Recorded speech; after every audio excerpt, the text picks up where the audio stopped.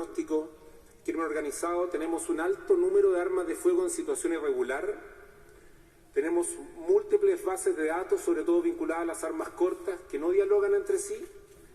Tenemos, y lo que es altamente preocupante, un escaso control de la venta de municiones y de las máquinas recargadoras de municiones. Y además tenemos ingreso por la frontera, de forma irregular, de armas, respecto de las cuales no tenemos ninguna trazabilidad. Por ejemplo, en la macrozona norte, en el 50% de los casos en que se incauta el arma de fuego, es un arma de fuego que presuntamente ingresó de forma irregular al país. Ahora bien, a nivel de policías, en cuanto a este diagnóstico respecto al crimen organizado, tenemos una dotación policial en lo que respecta a las áreas especializadas insuficiente, tanto a nivel de personal policial que investiga, como a nivel de los laboratorios, ya sea laboratorios especializados en áreas como química, forense, etcétera, pero también muy importante para esta área, al nivel de lo que son las pericias o análisis patrimoniales, que es una de las formas más efectivas de combatir el crimen organizado. Y a nivel de fiscalía, aquí el diagnóstico yo que requiere un fiscal que está a cargo de ese tipo de causas. No tenemos fiscales especializados en una materia básica, como por ejemplo los homicidios, ni en investigaciones patrimoniales. No tenemos metas relacionadas a la investigación y juzgamiento del crimen organizado, como por ejemplo podrían ser el esclarecimiento de casos como homicidios. Tenemos una carencia de políticas que acudan a las realidades de cada región en particular. Y generalmente hay políticas que dicen relación con el conjunto del país, pero no abocadas, por ejemplo, a la macrozona norte, macrozona sur, el centro de Santiago, etc.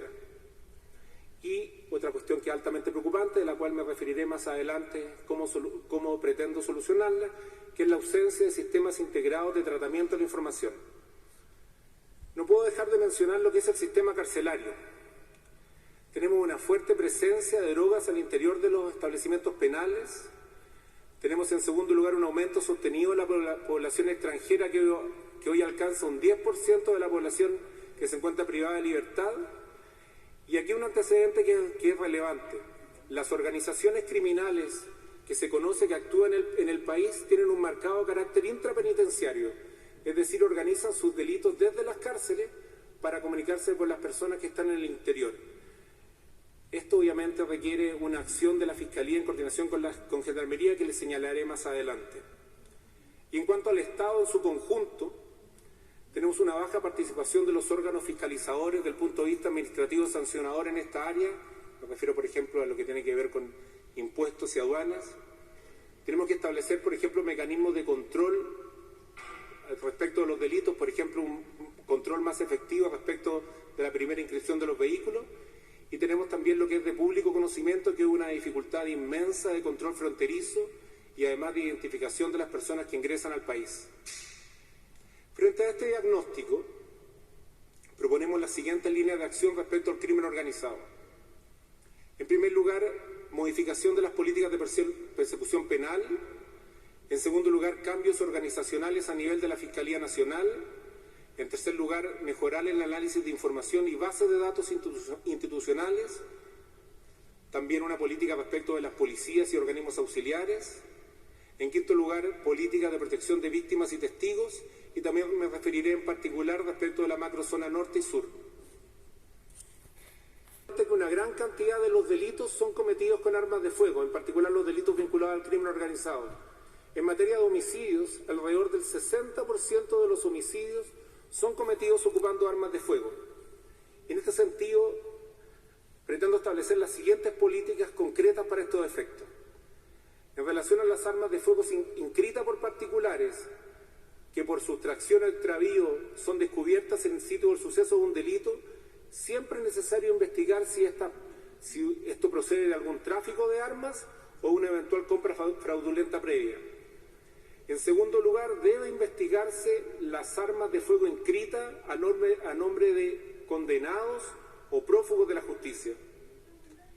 Y en tercer lugar, de este mismo punto, es necesario investigar las armas de fuego no inscritas de origen civil que dicen relación con dos puntos: con las armas a fogueo adaptadas, lo cual nos da cuenta de la existencia de armeros que participan en estos delitos, y también las armas no inscritas o con número de serie borrado, lo cual nos daría cuenta de tráfico de armas normalmente desde el exterior. También es relevante en cuanto a la política de persecución de infracciones a la ley de armas, procurar investigar el origen de las municiones incautadas o encontradas en los sitios del suceso. En este caso es particularmente importante detectar el eventual desvío desde munición de cargo fiscal. Y por último, en cuanto a las políticas de entrega de armas desde la población hacia el Estado, es relevante que en este caso las armas sean previamente periciadas. Si no se perician esas armas, perdemos una gran fuente de información que nos puede permitir vincularlas a otro tipo de delitos.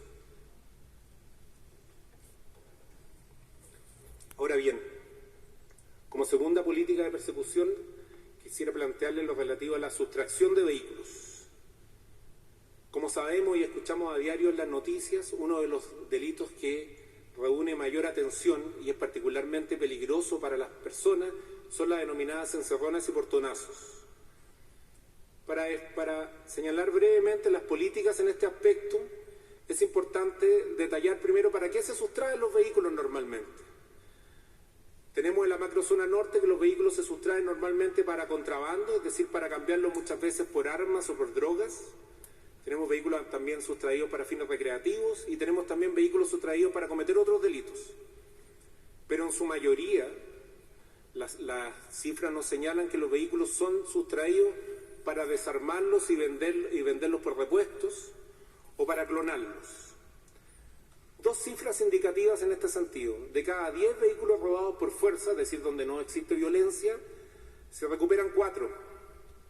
Y de los vehículos robados con utilización de violencia, es decir, encerronas, portonazos, se recuperan 6.